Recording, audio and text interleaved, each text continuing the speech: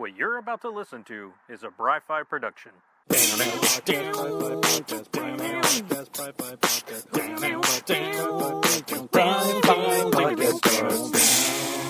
Hey everybody, welcome back to the Bry-Fy podcast. I'm your host, Bry-Fy, your comics guy.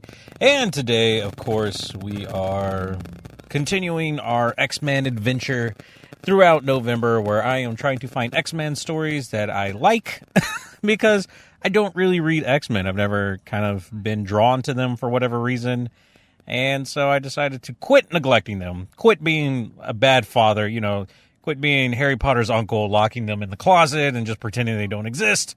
I think it's time to tackle the problem and figure out what the hell's going on, Try to find something that I dig about it, and maybe, who knows, maybe I'll start reading X-Men comics going forward.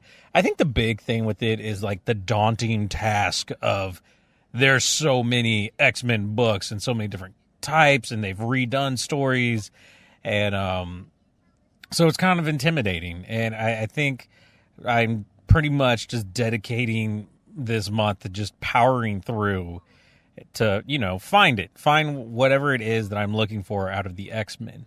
And, I think about it, though, like a lot of people who do come into comic books kind of feel the same way that I do when I'm just looking at the X-Men. You look at a character that you like, hey, I like Tony Stark, or hey, I like Captain America. And then you start trying to find comics like, where should I start? And then people are throwing all different types of Captain America stories to tell you, like, this is where you should start. This is the comic Captain America story, but this is the Captain America story. No, this is the Captain America. So it gets intimidating. I understand that. And I'm starting to feel that with X-Men stories. This week we were going words.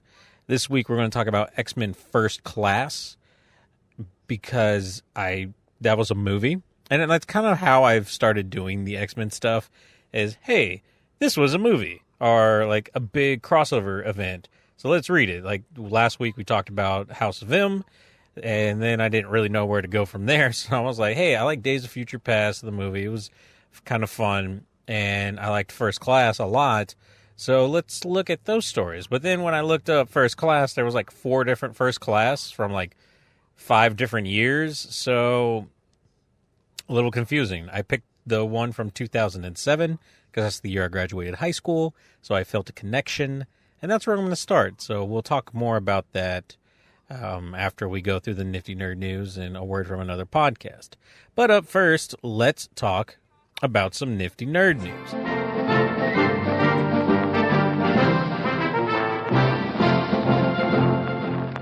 So up first, we have Mark Wahlberg is joining Tom Holland for a Uncharted movie. So Uncharted is a movie that we've really, not me. I don't really give a damn. I don't play the video games, but it's one of those video game movies that I have seen very popular. Uncharted has been an extremely popular series. Is it Nathan Drake, the guy? I can't remember who the main character is from Uncharted. I think it's something like that. But he's voiced by Nathan Fillion, who everyone loves. He's got a great voice. It's fun. He's sarcastic, cocky, the perfect, protagonist voice, And so, and I think he's been in, little shorts, short movies where they've done that. And it's been badass. So, there's a spider on my window. That's kind of creepy.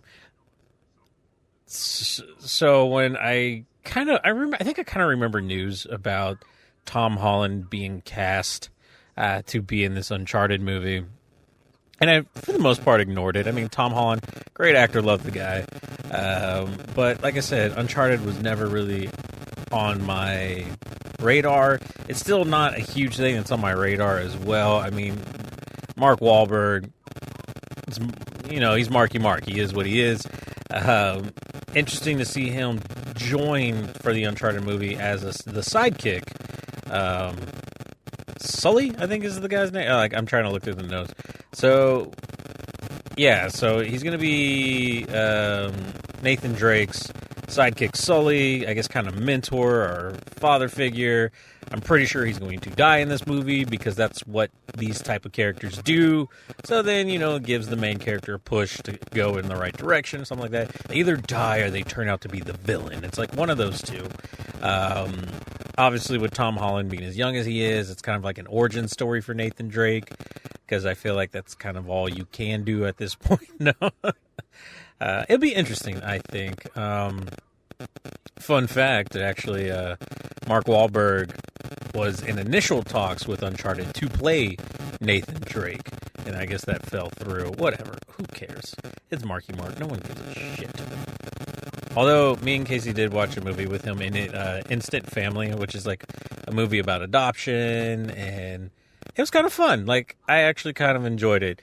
It's not a great movie, but there is one moment, and I think it's because I'm a dad now, and there's a moment where something happens where the mom and dad have to step up, like, big time, and one of the kids is a little boy. He's hurt, he's crying, he's scared, and they're killing it as parents. Like, they just found their parent nuts and just nutted them up. And that's probably a terrible phrase to use here with children, but they just took that big boy breath and did the parent thing, and it was so great, and the boy was so scared, and I was just like, I want to be there for you, son. Like, I started to get upset because I wanted to help this poor child who was hurt and crying and upset, and that got to me. That was like the moment that I was like, I'm sucked into this damn movie, which is not a great movie, but it had this one great moment that really spoke to me. And that's all the movie has to do. It could be a terrible movie, but if it has that one moment that speaks to me, I'm going to like it. Let's move on to something different. So Nickelodeon has signed a multi-year contract with Netflix to produce original films and bring TV shows based on Nickelodeon characters, which kind of, I think Netflix had to do this, especially with Disney Plus, which we're going to talk about later. Disney Plus taking a lot of that awesome Disney programming, those cartoons, Marvel, now Fox. Netflix is losing a huge chunk of their audience. Well, lose is a loose term here, because I have Disney Plus and Netflix still, because there's still things on Netflix that we really like. But I can't argue that losing Disney is a big hit. So Netflix does need some more children programming, and I think signing with Nickelodeon, a known known studio with very popular and known characters like SpongeBob, which a new movie's dropping for SpongeBob, which I had totally forgotten about until I saw the trailer, with Keanu Reeves in it, by the way. Crazy shit. So I think this is a good move for Netflix. I'm pretty sure this is great money for Nickelodeon. It's not like they were doing anything crazy. I don't really watch cable, so I don't know if they were really doing anything new and stuff like that. I feel like Nickelodeon hasn't done, SpongeBob was, to me, the most, current big thing that they were doing. I don't know, other than rehashing old stuff every now and then. But we'll see. I would love, oh my God, my favorite thing on Nickelodeon growing up were the game shows. They did do it, like a Legends of the Hidden Temple movie, Dora the Explorer movie, stuff like that. But I would love if they would bring these game shows back, the Legends of the Hidden Temple, Guts, Double Dare, all this crazy stuff. Because I think it would work, I feel like my generation, when I was a kid in the late 80s, 90s, we were like a game show generation, everything from Wheel of Fortune, Family Feud, all that stuff was huge back when I was a kid.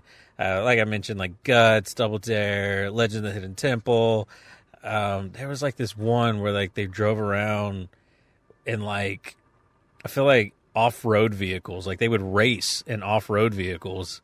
And I can't remember what the hell that was called. I'm going to look it up. I'm going to find out. Because I used to love that show. Because I used to always dream to go on there and ride around on dirt bikes and ATVs and all this cool shit that I thought was just really cool shit. But I feel like we're in a time where, hey, that could really work because, I mean, not that game shows are huge now, but the talent show is big. People want to see other people win. And I think that will still carry over to a game show. I feel like it's just ripe, you know? We've been kind of off of it for a while where the reality show took over and everyone was into reality TV. But I think now we're going back to that we want a little bit of just not so much like reality TV, but we want to see real people do fun things or like extraordinary things. And I think the game show, like what they had on Nickelodeon, could work. Like, I just really want to see it. I want a chance to go on, like as an adult now, and just wreck shop. That's what I really want. In superhero movie news, it is now officially official. Yeah. The Rock, Dwayne The Rock Johnson, has officially announced a Black Adam release date. He shared a picture on his social media with him looking bad as a motherfucker, and with a date at the bottom of it, December 22nd, 2021. So, wow, that's like 1, 2, 2, 2, 2, 1. That's kind of fun to look at. It's the same backwards and forwards. There's a term for that, a nerd term for that. But it looks badass. Of course, I feel like Dwayne The Rock Johnson could do almost nothing wrong. He just is awesome in every fucking thing that he does. And we just are living in his world. Like, that's just kind of how I feel. And I guess, like, it's hard for me to be super excited about Black Adam because I haven't seen Shazam. And I'm pretty sure he's like a villain for Shazam. Is he like a kid turns big like Billy does? Like, I don't know. I don't know anything about that stuff. But I'm probably going to go watch it. I'll watch it before I watch Shazam. So I probably should watch Shazam. That way I know what the hell's going on. I don't know. Is it on DVD yet? I don't think so. There's a Redbox like right in front of me.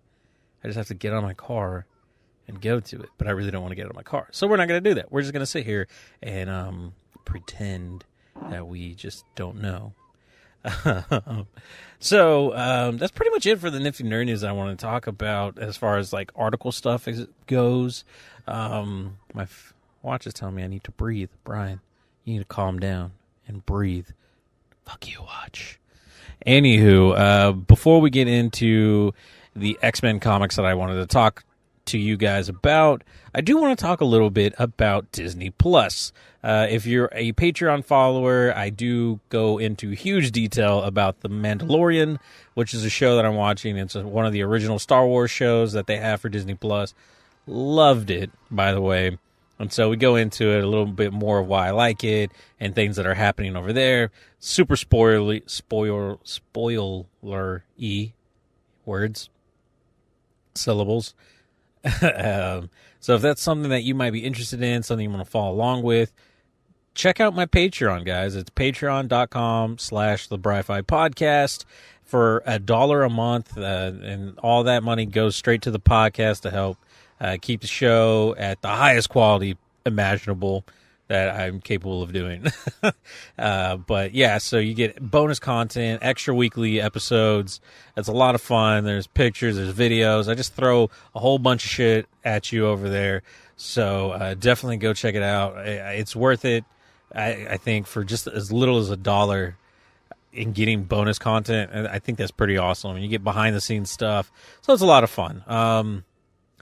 But yeah, and also if you don't want to support the show like monetarily, if that just, being a Bry-Fighter just ain't worth $1 to you, you can also just help by sharing, tweeting, retweeting, all that stuff on Instagram, Twitter, Snapchat, Facebook. You can find me everywhere at Bry-Fy Podcast. That's Bryfy Podcast. And you can shoot me some emails if you want to talk even more. Bry-Fy Podcast at hotmail.com. I love talking to you guys. I love bouncing ideas back and forth. And if you're interested in starting a podcast, I love helping out with that. I've actually helped some of my friends start their own podcast called the F-Stop Podcast, which is about photography and all things like being a small business owner, you like an entrepreneur starting your own business. They talk about all that stuff, the ups and downs of starting your own company, being in film and photography. It's a blast, and I got to help them start that, which was a lot of fun, and I really enjoyed it. And they haven't even asked me to come on their show. No, I was kidding. But so, hey, if you're interested to start a podcast, reach out to me because I would love to help you. Love to help you get started and set up, because I love the community. I love growing it. I think everyone should try podcasting because it's easy. It's super simple to get into it. But anyway, let's talk more about some Disney Plus. Hey, this is Ken M. Padawan J. Coach Duffy. from the Ocho Duro Parlay Hour podcast. Every week, the ODPH is talking sports, movies, TV, comics, and more. It's always a parlay of topics on each episode. You can find the ODPH on Apple Podcasts, Google Podcasts, iHeartRadio, Spotify, Stitcher, Podbean, and wherever you find great podcasts, such as the one you're listening to right now. Don't forget to check out OchoDuroParlayHour.com, where you can find the links to all of the ODPH social media accounts, links to the bands whose music you hear each week on the show, hashtag 607 podcast info, and parlay points, our companion blog section of the show. Thanks for listening to the ODPH. Now get back to your regularly scheduled podcast. Hey guys, thanks for sticking around. This part of the podcast, of course, we are talking about 2007 X-Men's First Class, which there's a bunch of different First Class, and I don't know what, I guess because I graduated in 2007 was the reason why I was drawn to this version or this iteration of First Class. And I mean, a lot of it was like, so, you know, I've been looking for X-Men stories to read, and there's just things that either I feel like they're just too in depth. I'm just not following, like the team's too big. There's so many players. And First Class kind of brings the roster back to the beginning, you know, for 5 X-Men. It was 5 students at Professor Xavier's school, and those were his first X-Men. And so I feel like that created a more just not organized, but more tangible for me. It didn't seem so overwhelming. And so that's why I chose to go with the First Class series this time around. And then I chose 2007, of course, like I mentioned before, because that's the year I graduated. So I felt a connection there. In this series, I think there's only like 16 issues before it wraps up. And things kind of start off, I don't want to say weird, but I don't know. Like, I mean, it obviously feels like it starts off almost in the middle of something. You got the team together. It's not like this big introduction of the teams. What you do get, though, is Jean Grey, a.k.a. Marvel Girl, doesn't really feel like she meshes with the team, or maybe feels a little like they're missing something. Obviously, it's her and 4 dudes. So, yeah, they're like, she has no one to relate to. Even though they're all mutants, there are no girls, so she can't have girl time. And so Professor Xavier decides to enlist the help of Invisible Woman, who isn't a mutant, but is a girl, so fits enough of the criteria to, I guess, justify why we're having this story. Although there are plenty, like, there's Scarlet Witch, but I guess she's kind of on the fence if she's good or bad at this point. I don't know if Dazzler's a thing at this point. Like, I don't know. It's weird in the timeline, so I don't know where it all sits, and everything feels very updated. It doesn't feel like they're in the 70s or something throughout this series, so it's like it's hard for me to place where this First Class is and how I'm supposed to interpret it. And it never really gives you a date or any kind of references that would be like, oh, this is what time period everything is taking place in. So, yeah, it's a little strange when you first start reading it if you're trying to figure out where in the Marvel timeline all this is fitting. Other than that, it's a fun story. I actually really like this iteration of the team. I like the younger version of these characters because, one, they're more relatable, which I like. Seeing Hank, who's the Beast, not a blue cat person, like he's like human the whole time, that's really interesting to me and kind of cool, and I actually dig that. Seeing Angel, who, you know, like my experience with the X-Men is in the movies. So Angel was like this, you know, character who was a part of the universe but not a part of the team. So seeing him as one of, you know, the founding members of the X-Men team, it's kind of cool. And, you know, he's like this rich playboy. but he's a mutant, so he feels like he's an outcast. His father like disowns him and stuff like that. So like everyone has layers. Everyone's an onion in this story. Cyclops, of course, is just Cyclops, and he has like this weird hero complex, and he's got to be the leader, and just this and that, like he's just really gung-ho about everything. And then you have Iceman, who in the X-Men movies is kind of like, I feel like he's reserved, kind of moody, kind of like Edward Cullen of the X-Men. And in here, he's like this cocky, like flashy, all about himself type character. Actually, way more enjoyable. And it's just cool, man. Like getting to see this team is a lot of fun, and I really enjoy it. And I enjoy the problems that they have with each other, and I enjoy the things that they love about each other. And with this story, after the Invisible Girl story, or Invisible Woman and Marvel Girl, that's pretty much it. It's one and done. We're done with it. Let's move on. And then you get into the next bit of stories where things seem really weird with Professor Xavier. He's like very overbearing and like don't question me type attitude, which I thought was really weird. And I felt like the writer like totally missed the mark on what I thought Professor Xavier should be. But then again, as I read through these stories, he is kind of a little pushy with his team, I mean, I guess it's a lot like, well, I've taught you how to do this, like, don't be afraid to have faith in yourself. But in the story, it seems really over the top, like the way he's acting. And then you start to see him kind of lose control a little bit and like actually lose his temper.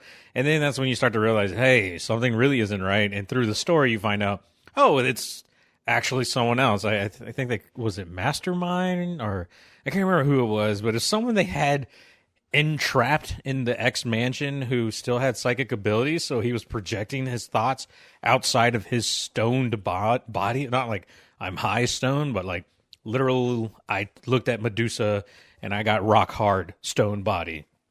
Well, that maybe sounded a little weird. So I don't know, it's really fun. They end up on like this crazy island. What is it, the subterranean people who are like, I don't know, they're in league with the Mole Man, whatever. So there's like some fun little stuff like that. But like where I'm at in the story, because I haven't finished it, I was just kind of going through the run, but I gotta say I kind of get bored with it. Like, it sounds bad. Maybe I picked a really bad first class run to go with, but I just I got to issue 7 or 8, and I kind of tailed off. I was like, well, I got some manga I want to read. Or, hey, Disney Plus is still a thing, and there's a lot of shows I want to watch on there. And so, my attention ended up getting pulled away from X-Men First Class. But I'm starting to see things that I like about the characters. I'm starting to see personalities that I thought were the norm in the movies. But when you look at the comics, like, the movies obviously were the first things that I saw, so they really shape what I believe the X-Men to be. But then I come to read the comics, and then I see everyone's almost completely different than what they are. Obviously Marvel Girl, Cyclops, they're all kids, not like in the movies where they're like the old members of the team. And getting to just see them kind of deal with their own insecurities and overcome them and grow, even in this short period of time that I'm reading, these characters, is pretty cool. And so I think I'm finally starting to, I'm starting to relate to some of these characters and, their struggles. And so I think now it's just finding the right story or the right writer to really pull me in, to really bring it home for me. I think the First Class formula is probably what's going to help me going forward. It keeps the team small and compact, unless there's another book out there that has a very centralized team without pulling too many crazy mutants that I'm not very familiar with. We'll have to see. I have stuff on my radar. Like, I want to check out A versus X, because that was a big series when I got into comics, like in 2012, I think it was. That was a big series. And then I also kind of want to check out Days of Future Past. Actually, I want to check out a Magneto run that was going on while I was reading like when I first started reading comics. Or like, I think it was for the Marvel Now stuff. It was a Magneto run that looked really cool. I dug the artwork on it, so I'll probably give that a shot. Maybe focusing on just one X-Men character and a villain or an anti-hero, depending on how they depict them in this, I think would be really interesting. So other than that, my thoughts on this iteration of First Class, the 2007 version, it's okay. Definitely a neutral charge for me. I have to believe there are better versions of the First Class out there, and I just picked a not great one. Not to say that it's outright bad. It's just not something that I typically enjoy. Artwork's pretty cool in it. I actually posted a self-made meme from one of the panels with a Cyclops like, "Ugh?" And so I had a kick out of that face. Like I like the characterizations of it, or the caricatures when they kind of do like little like over the top stuff. The action looks really good in this comic. It's really fun and enjoyable, easy to follow. Like some comics, what I always hate is when you look at action scenes, it's so crazy. There's so much happening that you really can't make heads or tails what's exactly happening in a fight. And that kind of works for Spider-Man because he contorts and does crazy stuff. But when I feel like with the X-Men, doing that kind of, you lose what's happening. You lose yourself in the fight. And sometimes that ruins a book for me when I can't follow along with the art. But, you know, they do it well here. The artwork's really solid here. I don't have any complaints.